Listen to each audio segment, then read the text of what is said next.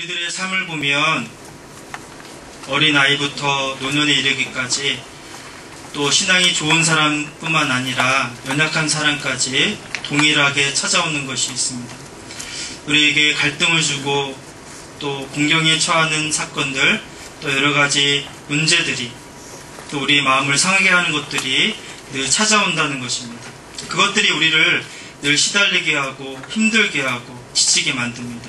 그 문제는 그런 지치는 것들, 우리를 힘들게 하는 시달리는 삶들을 그냥 안고 몸과 마음을 마치 물에 흘러가는 것처럼 맡겨버리면 나를 사랑하신다는 하나님의 그 은혜, 그리고 나를 여전히 감싸주시고 강하게 붙들어 주신다는 그 확신이, 그 느낌이 약해진다는 데 있습니다.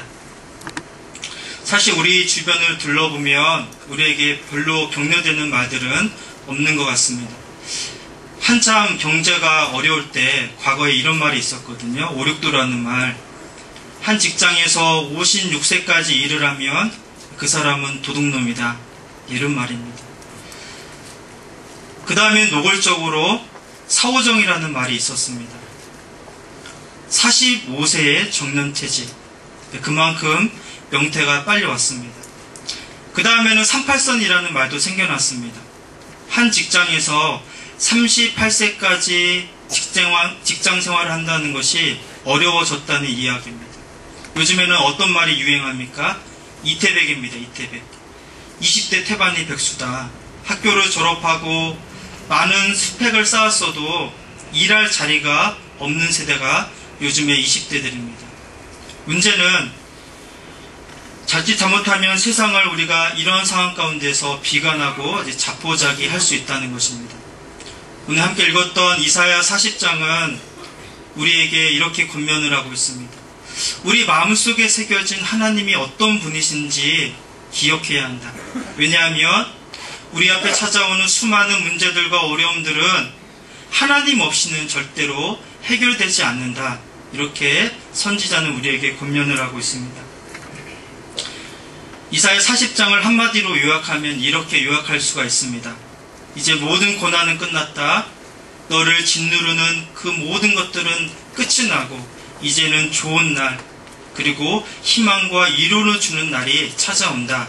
이렇게 요약할 수가 있습니다. 오늘 본문의 역사적인 배경은 이렇습니다. 이스라엘 백성들이 하나님 앞에 죄를 짓고 하나님께 등을 지고 하나님을 떠나버렸습니다.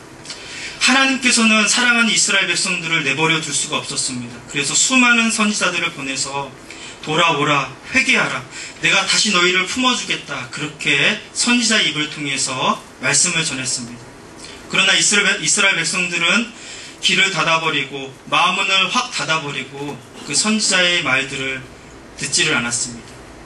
결국 하나님께서 참다 못해 당시에 가장 강대국이었던 바벨론 제국을 들어 이스라엘을 내치십니다.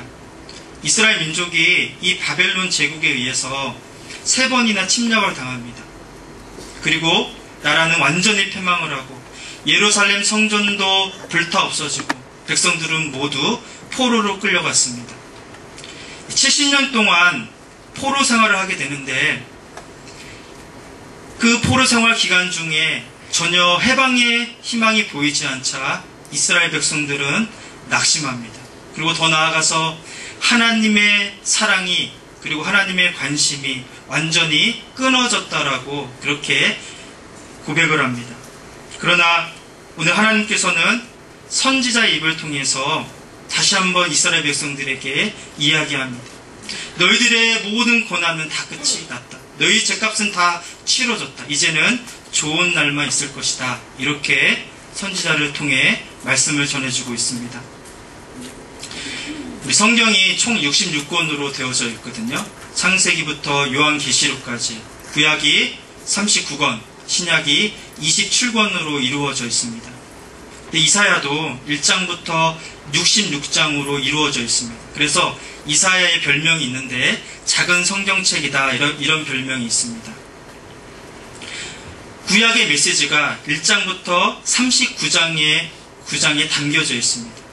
이스라엘의 죄악이 무엇인지, 너희들이 왜 심판을 당해야 하는지, 그리고 주변의 열강들의 제약과 그들도 동일하게 심판받을 수밖에 없다는 그 심판의 메시지가 담겨져 있습니다. 그리고 40장부터 마지막 66장까지는 위로의 메시지로 선포하고 있습니다. 이사야 40장 1절은 이렇게 시작하거든요. 내 백성을 위로하라, 위로하라. 그만큼 40장부터는 앞에 있는 메시지가 다 죽고 새로운 메시지, 희망의 메시지, 위로의 메시지, 그리고 파격적이고 놀라운 메시지로 시작하고 있습니다. 너희들 오랫동안 억압했던 그 포로의 생활이 끝나고 이제는 좋은 날, 너희에게 위로와 소망을 주는 날이 찾아올 것이다. 이렇게 시작하고 있습니다. 오늘은 제가 이사야 40장을 중심으로 같이 말씀을 나누려고 합니다. 전체는 살펴보지 않겠지만 중간부터 함께 말씀을 살펴보면서 하나님이 우리에게 주시는 메시지가 무엇인지, 또 우리가 그 하나님을 잘 귀담아 들을 수 있기를 소원합니다. 먼저 이 40장을 세부적으로 살펴보면 이사야 40장 1절부터 11절까지의 내용은 해방과 기양에 대한 기쁜 소식을 선포하고 있습니다. 그리고 12절부터 26절까지는 그 말씀을 믿어도 되는 신학적인 근거를 제시하고 있습니다. 왜냐하면 하나님이 그렇게 말씀하셨기 때문이라는 것입니다. 그리고 27절부터 31절까지는 바벨론으로 끌려온 이스라엘 백성들의 문제가 무엇인지를 지적하고 있습니다. 먼저 이러한 구조 속에서 오늘 말씀 12절부터 함께 살펴보도록 하겠습니다. 12절부터 말씀을 정리해보면 이 사실을 강조하고 있습니다. 하나님이 어떤 분이신지 알기만 하며, 하나님이 나에게 어떤 분이신지 알게 되면 우리에게 당면하고 있는, 우리가 직면하고 있는 문제들은 아무것도 아니다라고 강조하고 있다는 것입니다. 먼저 12절부터 14절을 보면 선지자는 하나님은 이런 분이시다, 수사학적인 질문으로 시작을 하고 있습니다. 특별히 하나님의 통치 능력에 대해서 하나님은 이런 분이시다, 이렇게 증거를 하고 있습니다. 12절부터 보십시오. 하나님은 어떤 분이신가? 손바닥으로 바닷물을 헤아려 보신 분. 하나님은 어떤 분이신가? 뼘으로 하늘을 재어보신 분. 하나님은 어떤 분이신가? 땅의 티끌을 대에 담아보신 분. 하나님은 어떤 분이신가? 접시 저울로 산들을, 막대 저울로 세상의 모든 언덕들을 달아보신 분. 하나님의 통치가, 하나님의 다스림이 이 세상에 그 어떤 것도 미치지 않는 것이 없다는 것을 강조하고 있습니다. 세상의 모든 부분에서 하나님께서 다 다스리시고 통치하시고 다 알고 계시다는 것을 말씀하고 있는 것입니다. 여러분, 우리가 종종 TV에서 몰래 카메라를 볼 때가 있거든요. 그 몰래 카메라를 보면 평소에는 그 카메라가 있다는 사실을 모르기 때문에 자연스럽게 또 마음대로 그렇게 행동을 합니다.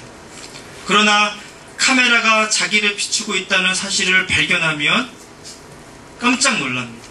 단번에 자세가 틀려지고 목소리가 틀려집니다. 어떤 사람들은 자신의 부끄러움이 드러났다는 것 때문에 심하게 흥분하는 사람도 있습니다. 그런데 성경은 이것을 강조하고 있습니다. 하나님께서 너의 일거일동을 다 지켜보고 계신다. 네가 잃어버린 모든 것까지, 너희가 했던 말까지도 하나님께서는 정확하게 알고 계신다. 이것이 성경에서 증거하고 있는 말씀입니다. 그 다음에 13절과 14절 말씀을 보면 이렇게 말씀하고 있습니다. 그 누구도 여호와의 영을 시도하지 않았다. 하나님이 세상을 창조하실 때 그 누구도 모사가 되어 가르치지 않았다. 아무도 여호와께 조언을 하지 않았다. 그 누구도 하나님과 더불어 의논한 사람도, 교훈한 사람도, 정의를 가리킨 사람도 없다. 만약 이런 자가 있으면 한번 나와보라는 것입니다. 즉 하나님은 홀로 계시고 모든 권세와 능력으로 이 세상을 창조하고 다스리시는 온 우주에 한 분밖에 없는 분으로 묘사를 하고 있습니다. 여기까지가 선지자의 첫 번째 가르침입니다. 그 다음에 15절부터 17절을 한번 보겠습니다. 선지자는 이렇게 선언하고 있습니다. 우리에게는 이런 분이 계시기에 우리가 당면한 문제는 아주 작은 것에 불과하다. 마치 없는 듯하다. 우리에게는 이런 하나님이 계시기에 우리가 당면한 문제는 아무것도 아니다. 이렇게 이야기하고 있습니다. 여러분, 지금 이스라엘 백성들은 바벨론에 끌려와서 포로 생활을 하고 있습니다. 이스라엘 민족에 있어서 누가 가장 두려운 존재이겠습니까? 그들을 억압하고 짓누르는 바벨론 제국입니다. 그런데 이 바벨론 사람도 어떻게 보면 유다를 미워하고 열방을 대표하는 가장 막강한 나라의 대표입니다. 즉 열방하면 바벨론이고 바벨론 하면 열방을 가리킬 수 있다고 당시 역사적인 배경에서는 이렇게 해석할 수가 있습니다. 그런데 지금 그 이스라엘을 미워하고 억압하고 있는 그 열방의 대표인 바벨론은 어떻게 묘사하고 있냐면 이 열방을 양동이에 떨어진 한 방울의 물과 같다, 그렇게 표현을 하고 있습니다. 그리고 저울에 묻은 티끌과 같다, 그 다음에 떠오르는 먼지와 같다, 이렇게 표현을 하고 있습니다. 이스라엘 백성들을 짓누르고 억압하는 그 막강한 열방이 양동이에 떨어진 한 방울의 물, 그리고 저울추를 움직이지 못해서 간단히 붙어있는 먼지와 같다는 것입니다. 그리고 떠오르는 먼지와 같다. 여러분, 메마른 운동장에 여름에 그 먼지 나지 말라고 물을 뿌립니다. 그러면 그 물을 뿌릴 때 바닥에서 먼지꽃이 일어나는 것을 보셨을 것입니다. 지금 하나님은 그 이미지로 그 열방을 그렇게 표현하고 있는 것입니다. 한 방울의 물을 못 이겨서 땅바닥에 있는 먼지꽃이 피어오르는 것처럼 너희를 두렵게 하고 억압하고 짓누르는 그 열방이 마치 그러한 먼지꽃과 같다는 것입니다. 여러분, 앞에서 하나님은 세상의 모든 바닷물을 손바닥으로 헤아려 보시는 분이라고 묘사를 했습니다. 그런 분이십니다. 그렇다면 양동이에 떨어진 한 방울의 물이 문제가 되겠습니까? 될 리가 없죠. 세상의 모든 산들을 저울로 달아보시는 분께 무게가 없어서 저울도 전혀 움직이지 못하는 먼지는 전혀 문제가 되지 않습니다. 하나님은 바로 그런 분이십니다. 그러나 하나님에게는 아무것도 아닙니다. 그 모든 것들이, 우리를 힘들게 하고 짓누르는 그 모든 것들이 하나님에게 있어서는 정말 미미하고 아무것도 아니라고 선지자는 강조하고 있습니다. 여러분, 우리는 하나님께서 가장 사랑하는 자녀들입니다. 우리들인 자녀가 하나님의 능력을 받아서 산다면 우리도 동일하게 우리 앞에 찾아오는 수많은 문제와 걱정거리들이 작고 미미해 보일 것입니다. 저희 장모님이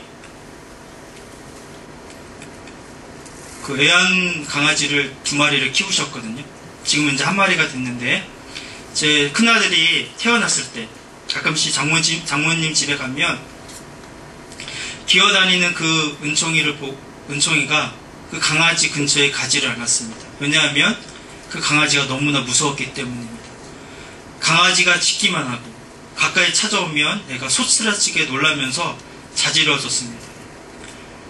그런데 조금 이제 키가 크고 이제 걸어다니고 힘이 붙으면서 당시에는 기어다닐 때는 두려운 존재인 그 강아지가 이제는 노는 친구가 되었습니다.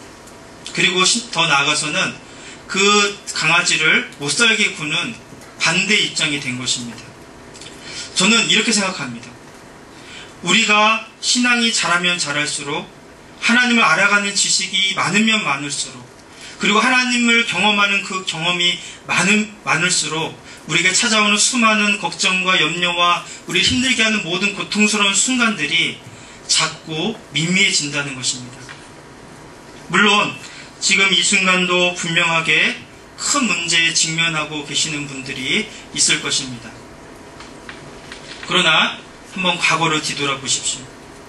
10년 전, 20년 전에 그렇게 힘들고 어려웠던 문제들이 그 순간은 정말 견디기 어려울 정도로 고생했던 그 시간들이 지금에 와서 뒤돌아보면 아무것도 아니었다는 것을 우리가 고백할 때가 있습니다. 저는 우리의 신앙과 믿음이 자랄수록 반드시 우리에게 찾아오는 그 문제들은 점점점 작아진다고 확신합니다. 다만 비극이 있습니다. 더 큰 문제, 더 심각한 사건들이 죽는 순간까지 계속해서 찾아온다는 것입니다. 그러나 반대로 우리가 하나님을 더 깊이 경험하고 하나님을 더 많이 알아가고 하나님에 대한 그 의지와 하나님을 추구하는 인생이 된다면 우리에게 찾아오는 문제들은 결국 작은 것에 불과하다는 소망이 있습니다. 또 하나는 우리가 인생에서 이런 것들을 경험할 때가 있습니다. 어떤 사건, 어떤 문제, 그리고 어떤 환경 가운데 있을 때 내가 정말 원하지 않는 것, 기대하지 않는 것, 정말 원치 않는 사건들, 그런 환경 가운데 놓이면 우리가 제일 먼저 나오는 원망이 있습니다. 하나님, 어떻게 이러실 수 있습니까? 이런 원망이 우리 입술에 있게 된다는 것입니다. 제가 4년 전에 우리 화전중앙교회에 왔을 때 그 전에 사역지를 구하면서 자신감이 있었습니다. 그리고 교만한 마음이 있었습니다. 많은 교회에서 나를 사역자로 부르리라는 그런 허황된 꿈이 있었습니다. 면접을 봤는데 여러 군데 면접을 보았습니다. 면접을 보았다는 것은 최종 후보에 올랐다는 거거든요. 2명에서 1명 이 정도 올랐다는 건데 면접을 보고 좀 기다리면 연락이 옵니다. 다음 기회에 더 좋은 곳에 가시기를 원합니다. 다음에 더 좋은 만남을 기대하겠습니다. 한두 번 전화를 받으니까 갑자기 제 마음에 두려움이 찾아오고 그리고 더 나아가서는 하나님을 원망하는 마음이 생겼습니다. 그리고 나중에 우리 화전중앙교회에서 오라는 연락이 왔습니다. 근데 문제는 목사님께 전화를 받고 그 다음날 다른 교회에서 연락이 왔습니다. 그 교회는 우리 화전중앙교회보다는 훨씬 큰 교회였습니다. 대우도 훨씬 더 좋았습니다. 제게 갈등이 생기겠습니까? 안 생기겠습니까? 바로 생겼죠.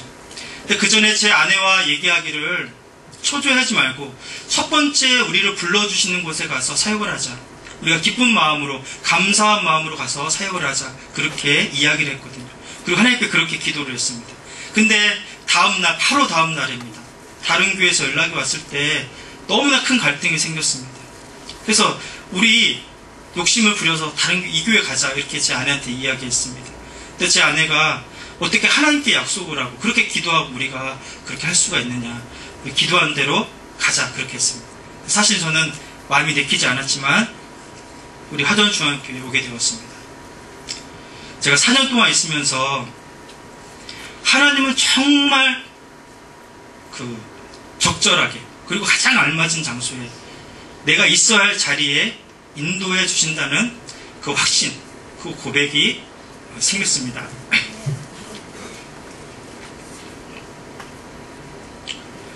그래서 지금은 제가 더 감사하는 마음이 있고 그리고 하나님께서 나를 확실하게 이곳에 보내주셨다는 그 고백이 있습니다.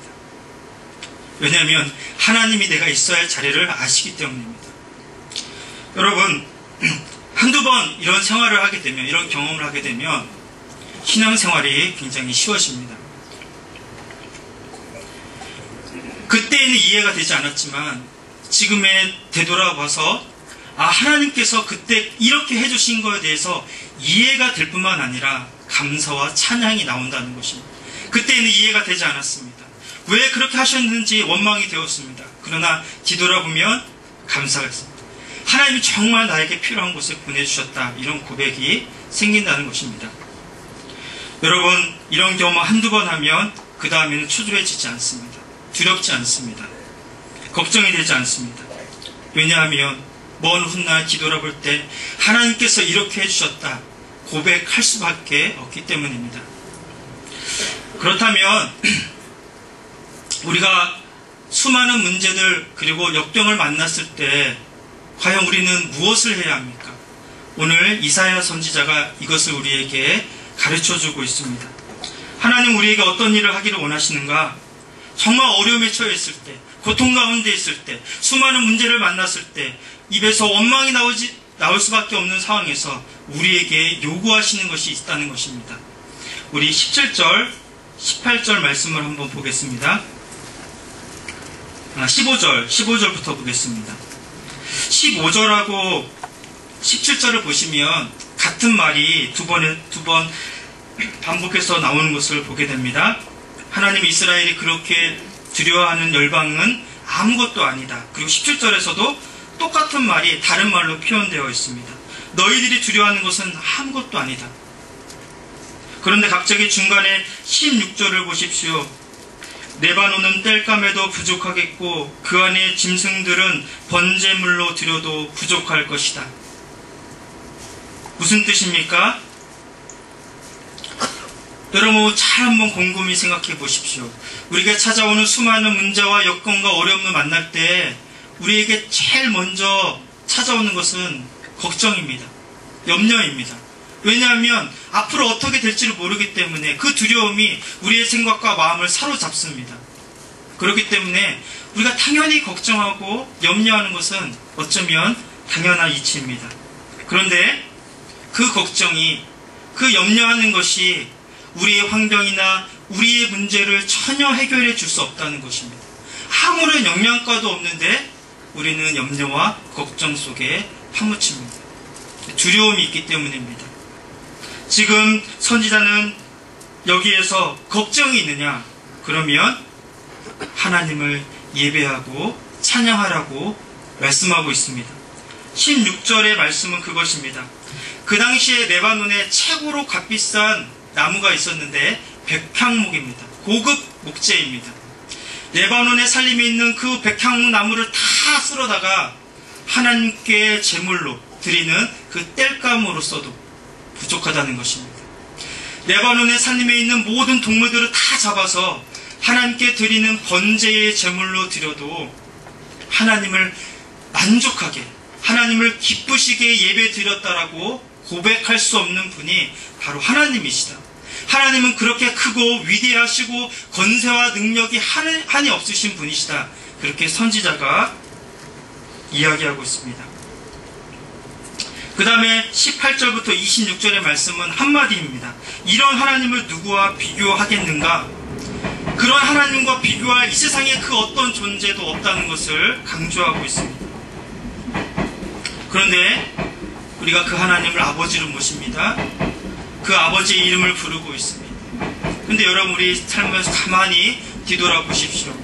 어려움이 찾아오고 역병이 찾아오고 갈등이 생기면 우리는 이상하게 나에게 실질적인 도움을 줄 수 있는 사람에게 찾아간다는 것입니다. 부모를 찾아가거나 친구를 찾아가거나 나에게 실질적으로 도움을 줄 수 있는 사람들에게 찾아간다는 것입니다. 그러나 우선순위가 있습니다. 오늘 이사야가 권면하는 것처럼 문제가 있느냐? 하나님께 나오라는 것입니다. 크고 위대하신 그분 앞에 나와서 그 모든 것을 내려놓고 하나님을 바라보라고 이야기하고 있습니다. 여러분 내 마음속에 있는 하나님을 한번 그려보십시오. 정말 이사야가 고백하는 것처럼 내가 생각하는 하나님이 과연 그런 하나님이신지, 어떤 사람에게는 하나님이 능력의 하나님이신데 어떤 사람에게는 나하고는 상관이 없는, 나하고는 무관하신 하나님이 되어버린 사람들이 있습니다. 다른 사람의 기도는 다 응답해 주시는 것 같은데 그러나 나의 기도는 전혀 응답해 주시지 않는 분, 혹시 내 마음속에 있는 하나님이 바로 그런 분은 아니신지 한번 자문해 보시기 바랍니다. 여러분, 하나님께서 문제가 있어서 그런 것은 아닙니다. 문제는 다 우리에게 있기 때문입니다. 우리가 기도하지만 기도 응답을 받지 못하는 가장 큰 이유는 잘못된 기도를 하기 때문입니다. 그 기도가 이루어지면 더 큰 문제가 생기기 때문에 이루어 주시지 않는 경우가 있습니다. 이것도 기도의 응답입니다. 때로는 지금은 때가 아니기 때문에 응답해 주시지 않는 기도도 있습니다. 5년 뒤, 10년 뒤, 아니면 더 후에 주실 때가 있습니다. 왜 그렇습니까? 가장 지혜로우신 하나님이 우리가 가장 알맞은 장소, 알맞은 시간, 적절한 곳에 그 응답을 해주시는 것이 우리에게 가장 유익하기 때문에 그렇게 응답해 주신다는 것입니다. 또 하나는 침묵하실 때가 있습니다. 오랫동안 기도했지만, 간절히 기도했지만 하나님이 침묵하실 때가 있습니다. 침묵도 기도의 응답인 줄 알아야 합니다. 사실 이것이 굉장히 어렵습니다. 그러나 가장 큰 문제는 기도의 초점이 잘못된 곳에 맞춰져 있기 때문입니다. 우리가 입술로 크고 위대하신 하나님, 온 세상을 다스리고 통치하시는 그 하나님의 이름을 부르면서 우리는 하나님께 제대로 된 초점을 맞추지 못하고 있기 때문에 우리의 기도에 힘이 없습니다. 여러분, 우리가 문제를 당면했을 때, 수많은 걱정거리에 쌓여있을 때 그 걱정거리, 염려들을 묵상하지 마십시오. 절대로 해결되지 않습니다. 오늘 이사야 선지자가 우리에게 권면하는 것처럼 걱정이 있느냐, 염려가 있느냐, 그 모든 것을 가져오고 하나님 앞에 내려놓고 하나님이 어떤 분이신지 고백하라. 그 하나님의 위대하심을 경배하라. 이렇게 우리에게 요구를 하고 있습니다. 이렇게 하면 오늘 같이 우리 읽었던 27절과 31절은 이렇게 말씀하고 있습니다. 약속을 주십니다. 선지자 앞에서 하나님은 어떤 분이신지 아느냐? 바로 하나님은 이런 분이시다. 얼마나 크신 분이신지, 능력과 권세가 끝이 없으신 분이신지 아느냐? 선지자가 이렇게 계속해서 외쳤지만 이스라엘 백성들은 전혀 귀담아 듣지 않습니다. 오히려 하나님께 탄식하고 있습니다. 원망하고 있거든요. 27절을 보면 야곱 백성아, 너희가 어찌하여 불평하느냐? 이스라엘 백성아, 어찌하여 말하기를 여호와께서 나의 어려움을 모르고 계신다. 내 하나님께서는 나의 간절한 부르짖음을 무시하신다 하느냐? 이스라엘 백성들은 과거에 하나님께서 우리 조상들을 사랑해 주시는 것 같아. 그러나 지금은 우리를 전혀 사랑해 주시지 않는 것 같아. 왜냐하면 정말 우리를 사랑한다면, 우리에게 관심이 있다면 어째서 이런 일이 우리에게 생기는지 이렇게 탄식하고 있습니다. 그러나 선지자는 뭐라고 말합니까? 아니다. 하나님의 사랑과 능력에는 변함이 없다. 문제는 너희에게 있다. 너희가 다시 하나님 앞에 나오기만 하면, 하나님을 의지하기만 하면, 하나님을 바라보기만 하면, 하나님 중심대로 너희들이 서 있기만 하면 하나님께서 이렇게 너희에게 복을 주실 것이다. 약속해 주시는 것이 31절의 말씀입니다. 오직 여호와를 앙망하는 자는 새 힘을 얻으리니 독수리가 날개치며 올라감 같을 것이요. 오늘 말씀을 자세히 보시면 하나님을 의지하는 자, 하나님을 앙망하는 자는 어떻게 할 것이라고 말합니까? 30절에 소년이라도 피곤하고 곤비하며 장정이라도 넘어지며 쓰러진다고 말했습니다. 그러나 31절에 보면 독수리가 날개치며 올라갈 것이다. 다른 박질하여도 곤비하지 아니하겠다. 걸어가도 피곤하지 아니하겠다. 이렇게 약속해 주십니다. 사실 성경은 많은 경우에 있어서 작은 것을 먼저 소개하고 그 다음에 큰 것으로 나아갑니다. 왜냐하면 효과를 극대화하기 위해서 보통 그렇게 표현을 합니다. 그러나 오늘 31절은 날아가고 뛰어가고 걸어가는 것처럼 마치 반대로 하나님께서 강조를 하고 있습니다. 이런 것입니다. 우리가 힘이 있어서 능력이 많아서 마치 날아가는 인생을 살아갈 때에도 하나님은 너희와 함께 계신다. 날아갈 힘은 없지만 뛰면서 그래도 내가 가진 힘으로 살아갈 때에도 하나님은 그때도 너희와 함께 하신다는 것입니다. 문제는 무엇입니까? 뛰어갈 힘이 없을 때입니다. 걸어갈 때에도 하나님은 동일하게 너희와 함께 해주시고 힘을 주신다라고 약속해 주고 계십니다. 더 나아가 걸어갈 힘이 없고 주저앉아서 기어갈 수밖에 없는 그 상황 가운데서도 하나님은 우리에게 동일한 힘과 능력을 주셔서 일으켜 주시겠다고 약속하십니다. 사랑하는 여러분, 지금 나에게 수많은 문제와 걱정이 있습니까? 여러분, 아무리 애쓰고 염려해도 아무것도 해결되지 않습니다. 전혀 도움이 되지 않습니다. 오늘 이사야가 권면하는 것처럼 크고 위대하신 그 하나님 앞에 나와 그 하나님을 노래하고 예배하고 찬양하고 그 다음에 그 모든 것을 하나님께 맡기고 우리가 주님을 의지한다면, 주님만 바라본다면 우리에게 힘을 주시고 독수리가 날개치며 날아가는 그 인생을 허락해 주시겠다고 약속해 주십니다. 제가 가장 좋아하는 찬양이 주만 바라볼지라입니다. 가만히 가사를 묵상해 보면 얼마나 은혜가 되고 힘을 주는지 모릅니다. 하나님의 사랑을 사모하는 자, 하나님의 평안을 바라보는 자, 너의 모든 것 창조하신 우리 주님이 너를 얼마나 사랑하시는지, 하나님 사랑의 눈으로 너를 어느 때나 바라보시고 하나님 인자한 귀로서 언제나 너에게 기울이시니 어두움에 밝은 빛을 비춰주시고, 전 여기에다가 하나 더 붙여서 너의 가장 작은 신음에도 응답해 주시는 분이 우리 하나님이심을 고백하고 있습니다. 이 시간 우리 말씀을 기억하면서 주만 바라볼지라 함께 찬양합니다.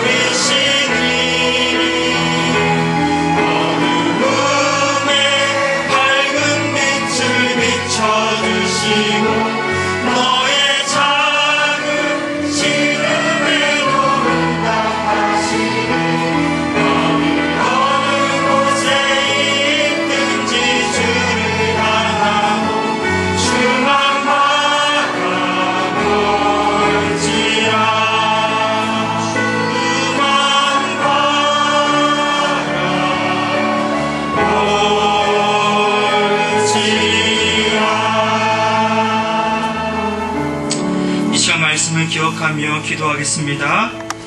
하나님께 나아가는 우리의 모습이 어떤지, 정말 전적으로 하나님께만 초점을 맞추는지, 하나님 문제에 집착하는 것이 아니라 모든 것을 아시고 크신 능력으로 해결해 주실 하나님께 우리의 모든 문제를 내려놓고 우리 인생을 걸고 먼저 하나님의 크고 위대하심을 찬양하는 우리 입술이 되기 원합니다. 하나님께 고정된 우리 인생이 되기를 원합니다. 같이 함께 기도하겠습니다.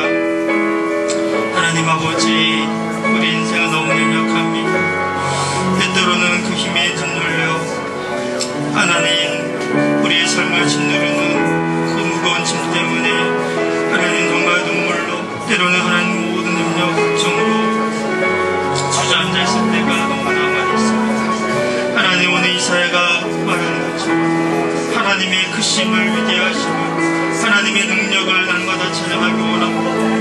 그 하나님을 바라보기를 원합니다. 내 중심에, 내 인생의 가장 큰 하나님이 되게 하여 주옵소서.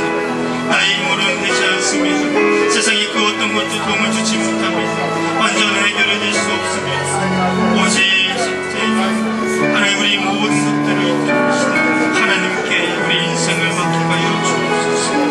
하나님, 우리 입술이 먼저 하나님을 찬양하기 원합니다. 하나님의 크심과 하나님의 위대하심과 능력과 권세를 하나님 날마다 찬양하기 원합니다. 그 이름을 높여드리기 원합니다. 하나님의 크심을 경배하기 원합니다. 하나님, 우리 인생을 주옵소서. 하나님, 우리 인생을 크신 능력 주옵소서. 얼마나 하나님 나와 함께 하시는 고백하게 주시옵소서. 감사합니다. 하나님 아버지, 은혜를 감사합니다. 모든 것을 아시고 우리 인생을 이끌어 가시는 능력의 하나님께 초점을 맞추고 우리 인생 전부를 맡기기를 소원합니다. 하나님, 날마다 우리 입술에서 하나님의 크고 위대하심을 고백하는 입술이 되게 하시고 감사와 찬양이 끊이지 않는 우리의 삶이 되도록 인도하여 주옵소서. 감사하며 예수님의 이름으로 기도합니다. 아멘.